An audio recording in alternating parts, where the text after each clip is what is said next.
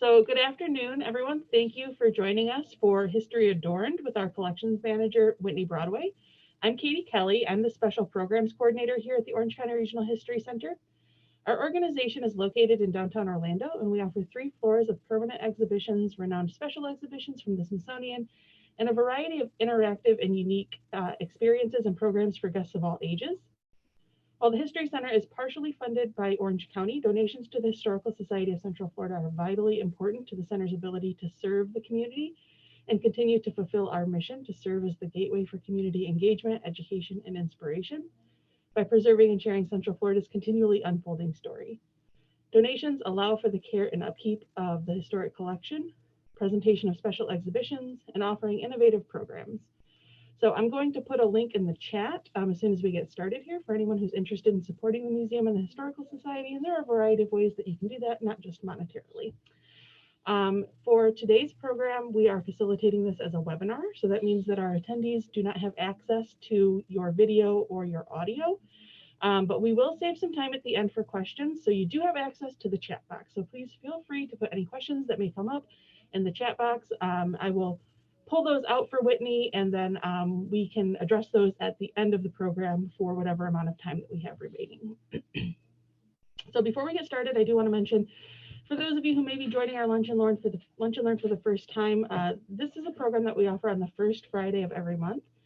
Our next installment will be on October 1st, and we'll be looking at the history and evolution of Walt Disney World over the past 50 years, because this year is the 50th anniversary of Walt Disney World's opening. So that's what we'll be looking at next month. So make sure that you check out our events page if you are interested in joining us for that one. That one will also be virtual.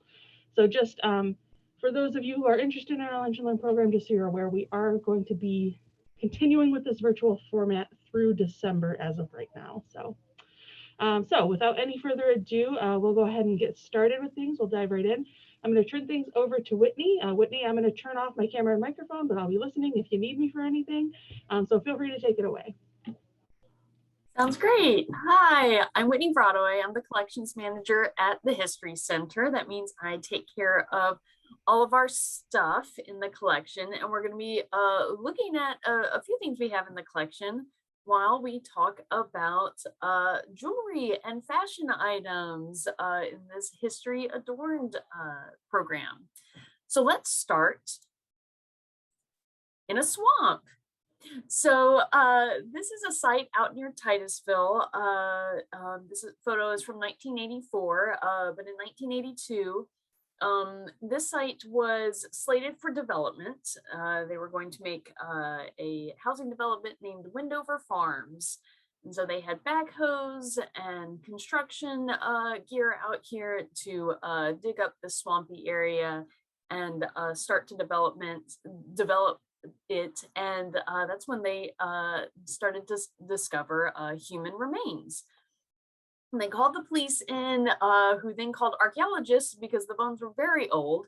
In fact, it turns out the bones were 7,000 years old. That is 2,000 years older than the pyramids.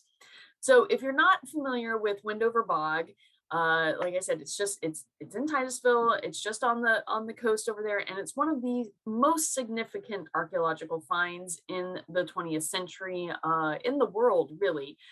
Because not only was it very, very old, but the remains were mostly staggeringly intact for being so old, so intact, in fact, that they were actually able to sequence the DNA of some of the people that were buried there. And so it was discovered that this was a burial site for this culture of people that lived here in Florida 7,000 years ago, and maybe even earlier. And so this is a little drawing of how each person was buried in this pond, which then came kind of like a peat swamp, which ended up preserving them.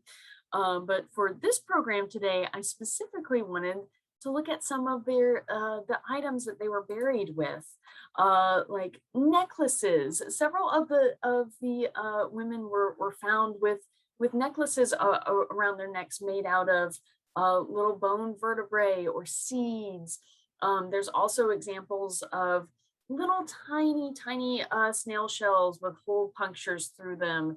There are some things that can't be 100% considered necklaces because they were found around the body. Some things were fairly sure because they were found, around the necklace area of the burial.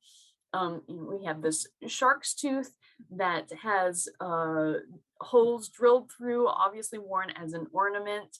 And then these four pieces here are actually hollow bird bones that were meticulously carved with different geometric and flowing patterns. And I like to start with this because especially when we have kids groups come through the museum and we kind of bring them up and we talk about archaeology and some of Florida's first peoples.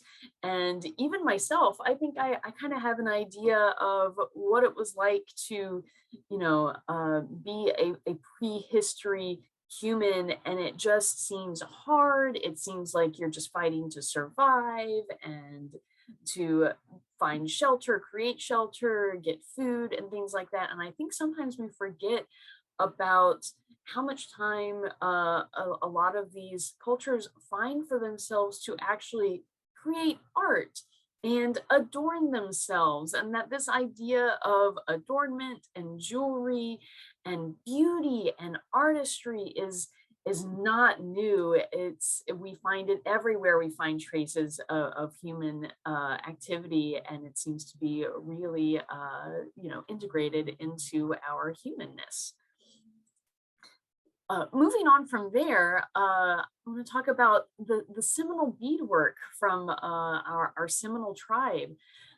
So many of you may be familiar with photographs like this one of some early photographs from the 1800s of Seminole women with their very unique hairstyles, which this hairstyle actually kind of evolved over several decades to become what this picture is showing, which is actually it's very similar to what 18th century women, Western women did with their hair, and creating volume in certain areas with the help of added pieces. And we're actually going to be talking a little bit more about that later. But these were actually created by boards with the hair wrapped around it. And then of course the very distinct necklaces upon necklaces of beads.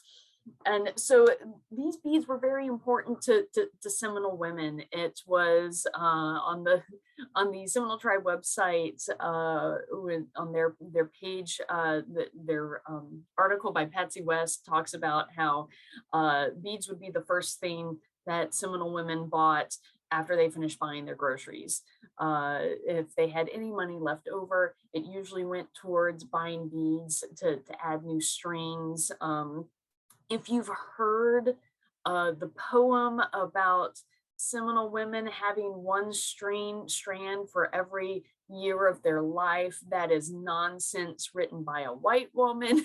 But they did, love to basically buy it as much as they could. And I think it's also important to talk about how when I say that Seminole women were buying beads whenever they had money left over, I mean their money, which is different than Western women of the same time period, which usually had to depend on their husbands or their fathers or their family. Most Western women were not able to be independent in their money. Seminole culture is very different in that way and has been for much longer than Western culture has, that Seminole women were very independent with their money. They created things to sell, just like men did, to sell and earn their own money. They raised animals and slaughtered them and sold their products and things like that. And so they had independent sources of wealth for themselves. And so these beads would be about the size of a pea, and they're usually glass beads that they would buy at markets, especially after the Seminole Wars had ended and trade opened back up. This is when really this style became popular and sustainable because trade with Europeans opened back up. And this is, as you might guess, very heavy. These necklaces would sometimes, well, it's several necklaces would sometimes amount to be about 12 pounds.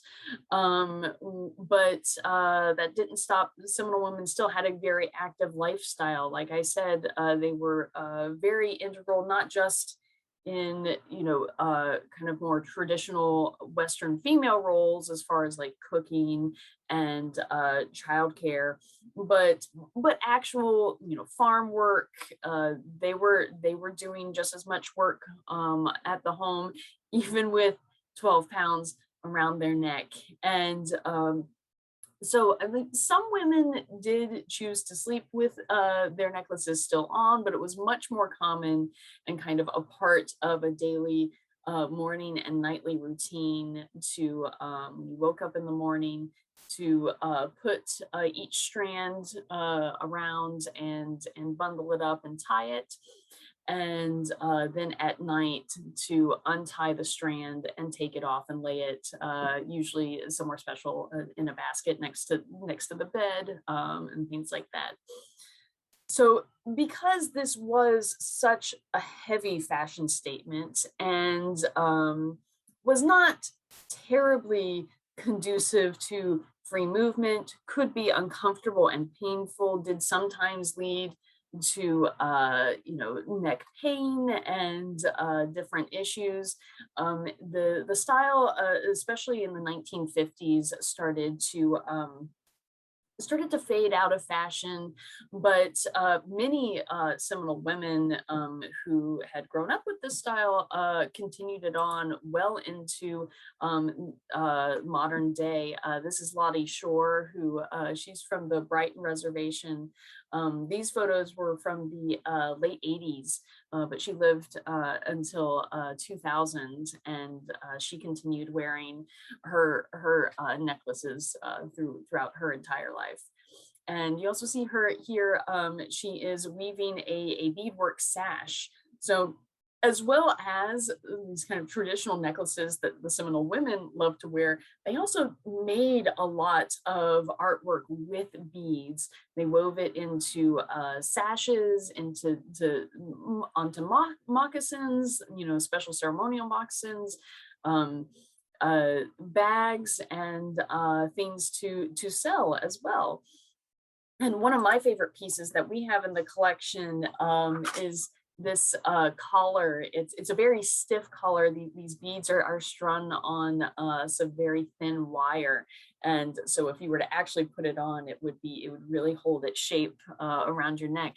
And this comes from this collar was gifted to Ethel Cutler Freeman, and she is not a member of the Seminole tribe, but she was a anthropologist with the American Museum of Natural History from 1937 until 1972. And while she worked there, she ended up spending 30 winters staying with the Seminole tribe, living with them, and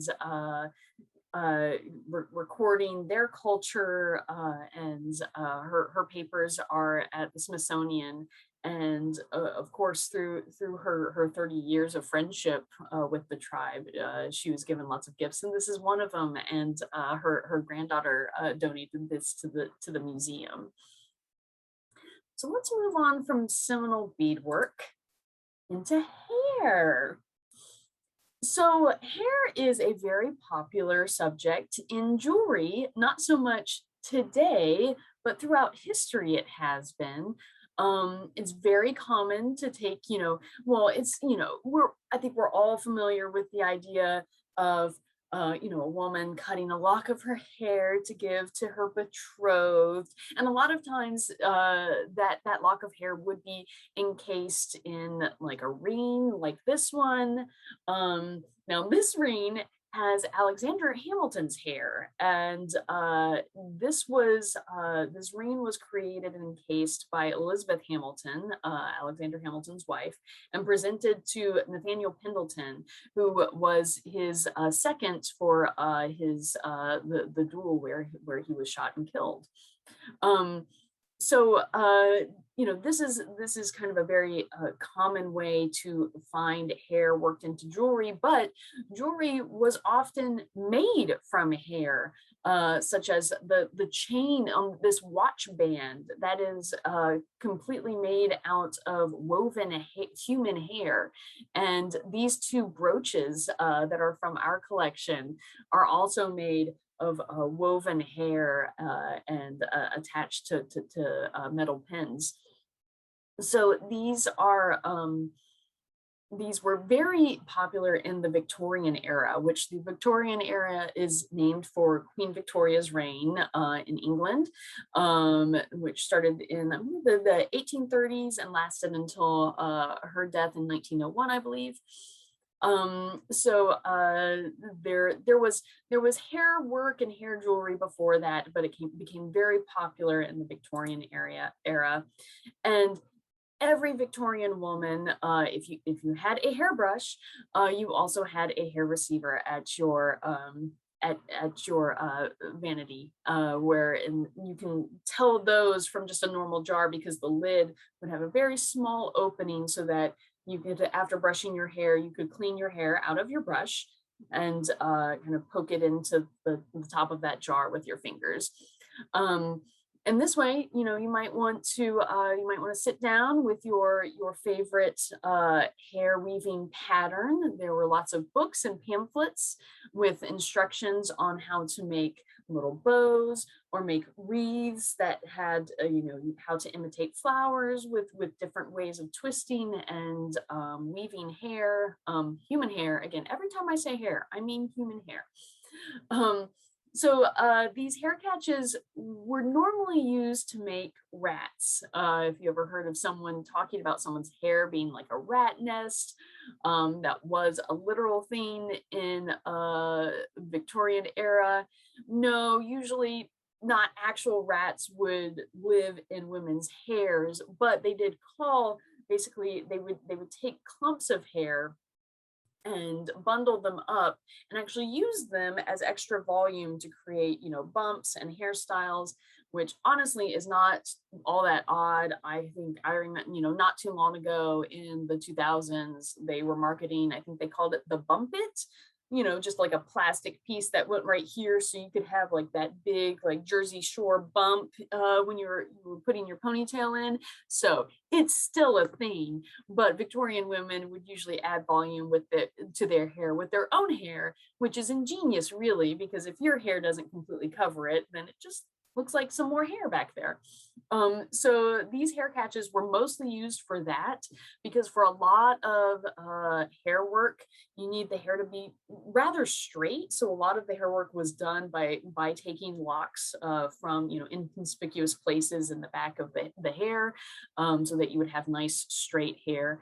But also, sometimes you can't get enough hair that way. So these catches were used. Sometimes women meticulously would take those bundles out and kind of straighten them and create their hair work from these hair catches. Now, a lot of times people call these items kind of mourning jewelry, mourning brooches, mourning as in MOURN, not MOR, the morning. But they weren't always for someone who died. Obviously, my example of Alexander Hamilton was a mourning ring. But like I said, people courting each other would exchange locks of hair. Even just close friends would, either exchange locks or exchange hair work, art created from their own hair, a brooch or something, and exchange that. It was just a memento of me to you, to keep with them. And so a better name for this type would be like sentimental jewelry. And like I said, it became very popular in the Victorian era, and that was had a lot to do with Queen Victoria herself. She had a lot of sentimental jewelry. Some of it was mourning jewelry, but some of it was just sentimental. Speaking of sentimental jewelry, we've talked a lot about hair, but what about teeth? We don't have a collection an example in the collection, but Queen Victoria did also popularize the use of baby teeth in jewelry when her daughter lost her first baby tooth, and so her husband, the prince, created this brooch, this thistle brooch, had this created and gifted to Queen Victoria, so she would always have her baby's first baby tooth. How sweet and creepy is this? So we think hair is weird. You should see all of the examples of baby teeth, also called milk teeth, jewelry that is floating around as well. So moving on to feathers. Plumage in hats, very popular again during the Victorian era. I apologize, we're going to be pulling a lot from the Victorian era today. But this style of feathers and plumage really started to rise to peak levels in the 1880s, 1890s. Women would wear not just a feather in their hat, they would wear full birds, basically taxidermy on their hats, or large plumage. And we're talking about, so I've got some examples of opera singers here and actresses. And it started to become a huge environmental problem for birds, and it was heavily detrimental to Florida's birds specifically. We have some examples of egrets, which is just the French word for egret, and most of the egret feathers we see used in egrets, which is just a term for like basically a bundling of the very fine egret plumage. It's actually their breeding plumage. It's feathers that appear on an egret only during breeding season. And so another thing that was being caused by the extreme poaching of these birds is most of these birds, not just egrets, other types of birds also had special plumage that would show up during breeding and mating season. So a lot of times hunters were killing these adult birds with those special plumage and leaving just nests of babies to starve and die because they were specifically hunting them during mating season. But these egrets were, often worked into tiaras like this, or just, bundled together and clips that you could clip onto a hat so it didn't come, fully together with the hat. There's an example, I have an example of one here with like some gray egret feathers from our collection that's actually just kind of wrapped together in like a gray velvet with some rhinestones. So along enters Audubon, and I don't mean actually Audubon the artist, because he passed away before this really started happening. He passed away in the 1850s. In fact, one of his quotes about seeing egret breeding areas in the Americas is that he's quoted as saying that he doesn't believe that any type of hunting, natural environment encroachment from town expansion, and he doesn't believe any kind of man-made effect could ever harm the population of egrets because they are so plentiful. Well, unfortunately he was wrong, because they were killing about 5 million birds a year. And that number, most of that number was coming from Florida. If you look at the statistics that were being gathered by people that were trying to protect the birds at this time, they estimated 5 million birds a year were being killed for the hat and fashion business. And they break that down to estimating about 5 million of those were coming from Florida. And that's the entire total. That's the whole number. That was the breakdown. So a force started to build that ended up calling itself the Audubon Society, named after James Audubon, who was painted birds and was a huge fan of different bird species and developing a love for birds in their natural environment. Although he did do his paintings from dead birds. But his idea was, if I paint one dead bird, then people can see this bird and not have to kill their own bird to have in their own home. So this movement was unique in compared to other national, especially national movements of the time period, in that it included both men and women. We have the suffragette movement, and for the most part, that was women, and we had different movements that tended to segregate themselves from each other. But this movement was really championed by both men and women, and it started with two cousins in Boston, who basically started hosting society parties to invite women and start convincing them to stop wearing anything with feathers, and started promoting basically this style of hat was called the Audubonette, which is basically an alternative hat style with no feathers. So in March of 1900, a group of concerned citizens, as was happening around the United States, came together in the home of Clara and Louis Domerick in Maitland.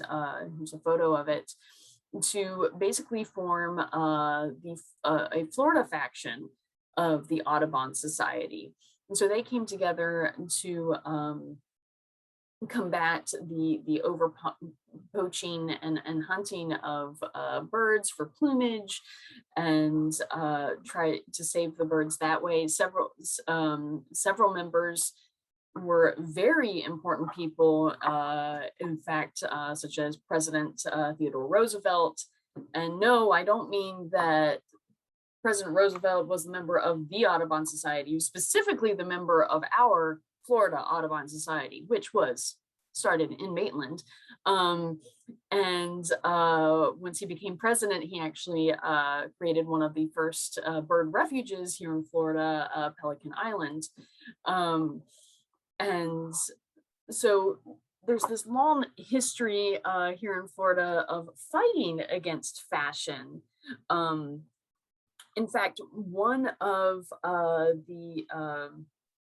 the things that the Audubon Society started doing was they, as legislation started rolling out to basically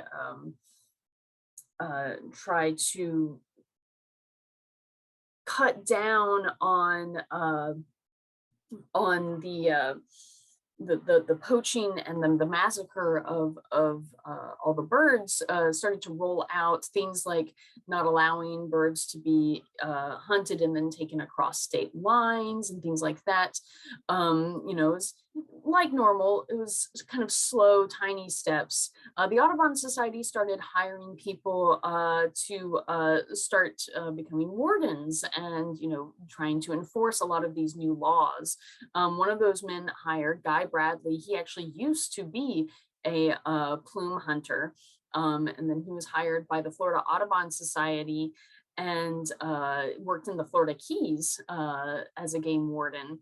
And he was killed in 1905 by a group of plume hunters when he was trying to stop them. And he actually, his killers were actually acquitted. They had a sympathetic jury and created some outrage. And so it was a quite literal battle.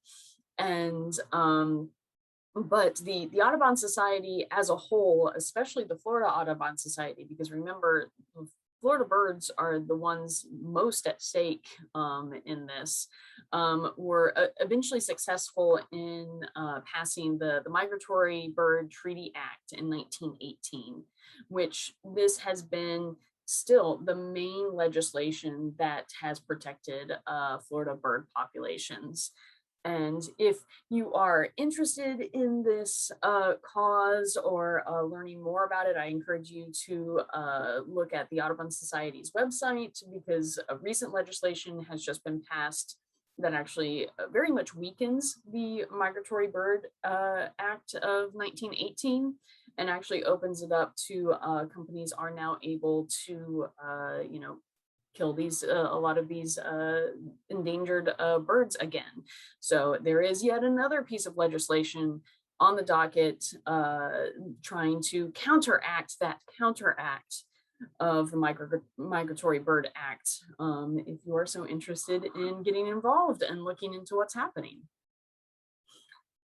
So I wanted to kind of wrap up today with a little bit about cameos.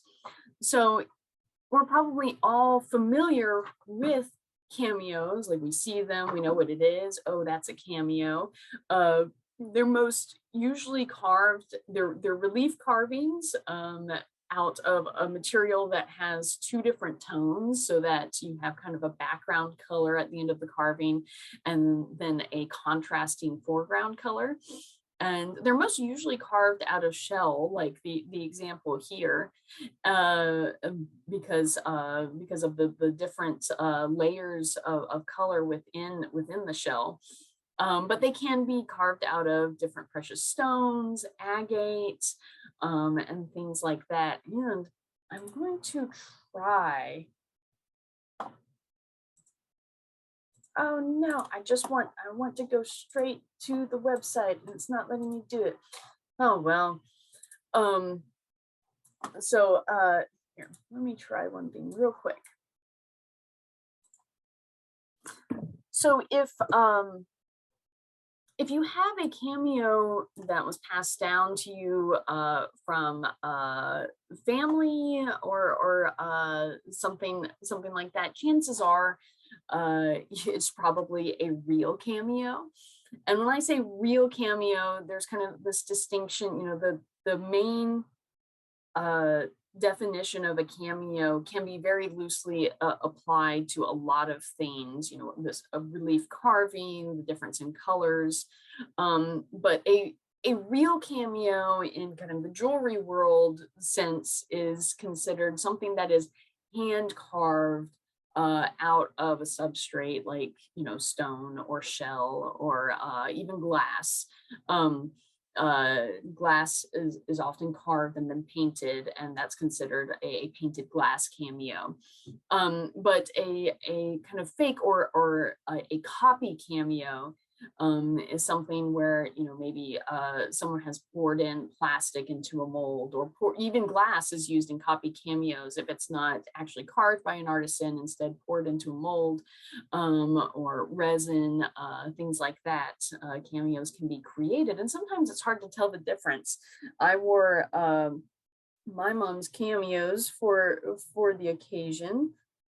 I have very itty bitty tiny cameo earrings on, and my mom's cameo necklace, which if you're looking at cameos, one of the biggest ways to tell if it's a real cameo or not is to flip it over, and you should be able to see the curve of the actual shell, because like I said, most cameos are made out of shell. If you have a cameo that's made out of agate or stone, it's not going to have a curved back.